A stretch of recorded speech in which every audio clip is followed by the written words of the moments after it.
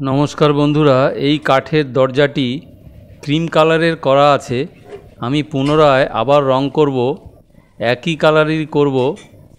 কিভাবে করব, একই টোনে কিভাবে বানিয়ে রং তৈরি করে করব, ভিডিওটি সম্পূর্ণ দেখুন। সিরিজ কাগজ দিয়ে হালকা ঘষে নিলাম। একটি নাইলনের ব্রাশ নিলাম। 25 টাকা দিয়ে 100 গ্রামের থিনার নিলাম। হোয়াইট অয়েল পেন্ট নিলাম। এশিয়ান কোম্পানির নিয়েছি। 50 গ্রাম ইয়েলো ডাব্বা নিয়েছি। 50 গ্রাম অয়েল পেন্টটি কম খরচা হবে বলে আমি এইভাবে করছি। একই টোনের রং কিনতে গেলে অনেক টাকা দাম নেবে, তার অর্ধেক খরচায় আমি করছি। 160 টাকা নিয়েছে 500 গ্রাম হোয়াইট পেন্ট, আর 35 টাকা নিয়েছে ইয়েলো টোনের ইয়েলো পেন্ট। দুটোকে একসাথে মিশিয়ে পরিমাণ মতো একটু থিনার দেব, পরে দিয়ে 160 টাকা আর 35 টাকা দিয়ে আপনার অল্প খরচার মধ্যে হয়ে যাচ্ছে। আর না হলে ক্রিম টোনের যদি আমি ডাব্বা কিনি অনেক টাকা নেবে বলে আমি এইভাবে করছি। ততটুকুই ইয়েলো দিলাম যাতে একই টোন চলে আসে। একই টোনেই চলে আসছে মনে হচ্ছে। এটা ক্রিম কালার আছে।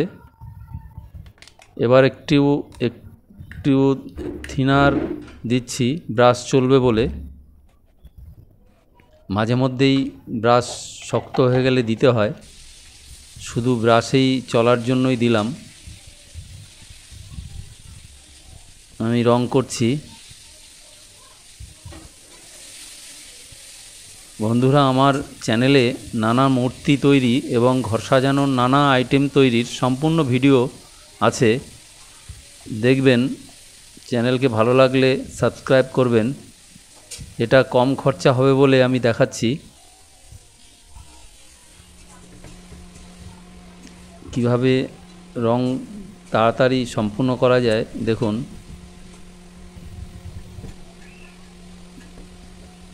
নিজের কাজ নিজেই করছি। আমি যেহেতু জানি কমপ্লিট হয়ে গেছে, একবার এক কোট রং করাতেই দেখুন শাইনিং চলে আসছে। দুবার আমি আর করব না। ভিতরে বাইরে দেখুন সম্পূর্ণ কোথাও ব্রাশের দাগ নেই। বন্ধুরা, ভালো লাগলে চ্যানেলকে সাবস্ক্রাইব করুন, শেয়ার করুন। নমস্কার।